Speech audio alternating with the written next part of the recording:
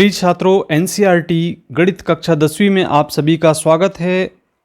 आइए आज हम प्रश्नावली 9.1 के उदाहरण क्रमांक 5 को सरल करेंगे, जिसके अनुसार यहाँ पे हमें प्रश्न में ज्ञात है दिया गया है एक समतल जमीन पर खड़ी मीनार की छाया उस स्थिति में 40 मीटर अधिक लंबी हो जाती है जबकि सूर्य का उन्नतांश अर्थात उन्नयन कोण 60 अंश से घटकर 30 अंश हो जाता है। अर्थात छाया के सिरों से मीनार के शिखर का उन्नयन कोण 60 अंश है और dB छाया की लंबाई है जबकि उन्नयन कोण 30 अंश है। मीनार की ऊंचाई ज्ञात कीजिए। तो स्टूडेंट्स, यहाँ पे आप देख रहे हैं कि इसका जो हम डायग्राम है किस तरीके से तैयार करें।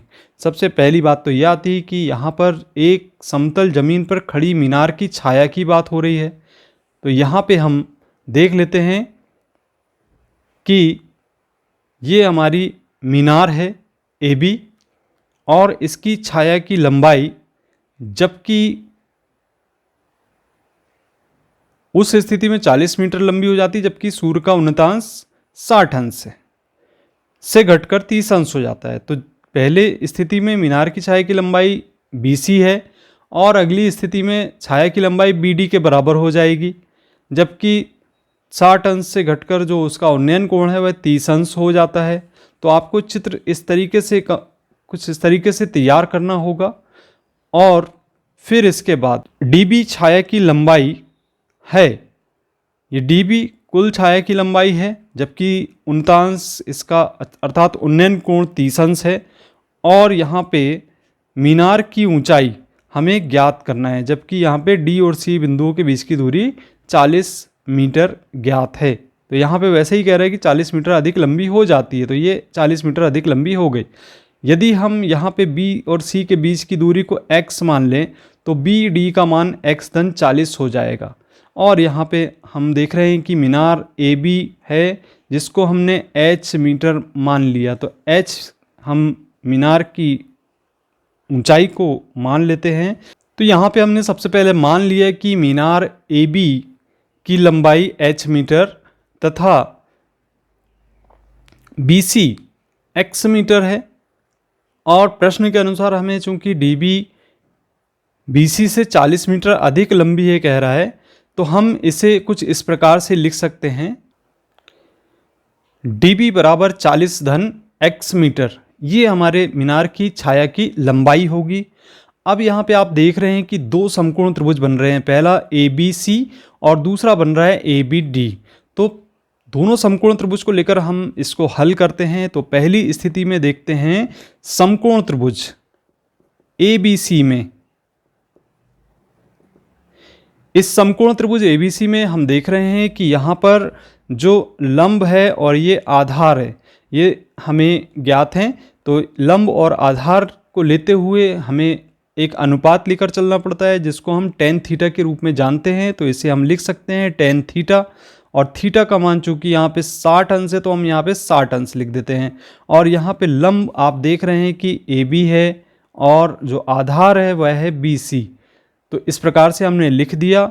अब हम इनके मान रखेंगे। तो जैसा कि हम जानते हैं सारणी के अनुसार कि tan 60 का मान, ये आप देख रहे हैं यहाँ पर सारणी, और इसमें आपको दिखाई दे रहा है ये tan, और यहाँ पे आप 60 तक चले जाएं इस पे, तो ये जो मान है आपका कर्णी 3, ये tan 60 का मान होगा।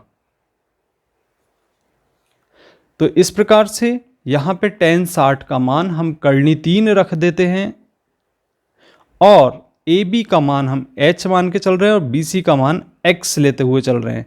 तो देखा आपने कि यहाँ पर हम कर्णी 3 बराबर h बटे x लेते हैं। चाहे तो आप यहाँ से x का मान निकाल सकते हैं। कर्णी 3 का x में गुणा करने पर यहाँ से h का मान प्राप्त हो गया, x कर्णी 3, तो ये पहला समीकरण हो गया। पुनः अब हमारे पास दूसरा समकोण त्रिभुज आपको दिखाई दे रहा है जिसको हम ABD के रूप में लिख रहे हैं। तो पुनः समकोण त्रिभुज ABD में यहाँ पे भी लंब आप देख रहे हैं AB है और आधार आपका BD होगा। तो लंब बटे आधार अर्थात यहाँ पे जो अनुपात है वह भी टेन थीटा के रूप में ही है। यदि हम थीटा का मान यहाँ पे 30 अंश ले लें तो इसे लिखा जाएगा टेन 30 अंश बराबर लंब आपका ए बी है और आधार है बी डी। तो ए बी का मान रखने पर और बी डी का मान रखने पर पुनः यहाँ पे टेन 30 हमें चूंकि ज्ञात है, टेन 30 बराबर आपको यहाँ दिखाई दे रहा है सारणी में कि टेन 30 का मान 1/3 के बराबर है। तो इस मान को रखने पर यहाँ हम टेन 30 का मान रख दें, 1/3 होगा और यहाँ पे ए बी का मान आपको h के रूप में ज्ञात है, बटे में बी डी का मान आपको 40 धन x लिखना होगा क्योंकि इसको योग करेंगे तो इसे हम लिखेंगे x धन 40।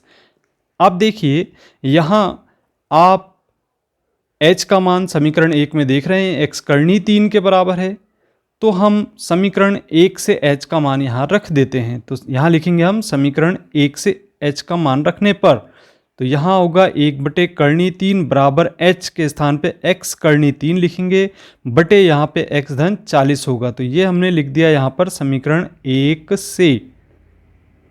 इस प्रकार से हम लिख देंगे। इसके बाद हम देखते हैं कि यहाँ पे तिर्यक गुणा किया जा सकता है। तो जैसे ही हम यहाँ पे तिर्यक गुणा करते हैं करनी 3 का करनी 3 में, तो यहाँ होता है 3x के बराबर और ये x धन 40 का 1 में गुणा होगा तो यहाँ लिखा जाएगा x धन 40। x का पक्षांतर करेंगे 3x की तरफ तो ये हो जाएगा 3x ऋण x बराबर 40। 3x में से 1x को घटाएंगे तो यहाँ पे हमें मान प्राप्त होगा 2x के बराबर। 2x बराबर हम लिखेंगे 40, पक्षांतर करेंगे 2 का तो x बराबर हमें यहाँ से मिल जाएगा 40/2 और कैंसिल करने पर देखते हैं कि 2 दूनी 4 अर्थात 20 बार यहाँ पे कैंसिल हो गया तो x का मान यहाँ पे 20 आ जाएगा। तो इस प्रकार से हमने देखा कि ये जो BC की लंबाई है वह x अर्थात 20 मीटर हमें प्राप्त हो जाती है। अब हमें चूंकि यहाँ पर मीनार की ऊंचाई ज्ञात करना है अतः हम लिखेंगे समीकरण 1 से। समीकरण 1 में हमें ज्ञात है h बराबर यहाँ पर x करनी 3। तो यहाँ पे हमने देखा कि समीकरण 1 में हमें ज्ञात है h बराबर x करनी 3 और यहाँ जैसे ही हम x का मान 20 रखते हैं तो h का मान हमें 20 करनी 3 के बराबर प्राप्त हो जाता है। इसे हम लिख देते हैं कि 20 करनी 3 मीटर। अतः हम कहेंगे कि मीनार की ऊंचाई 20 करनी 3 मीटर है।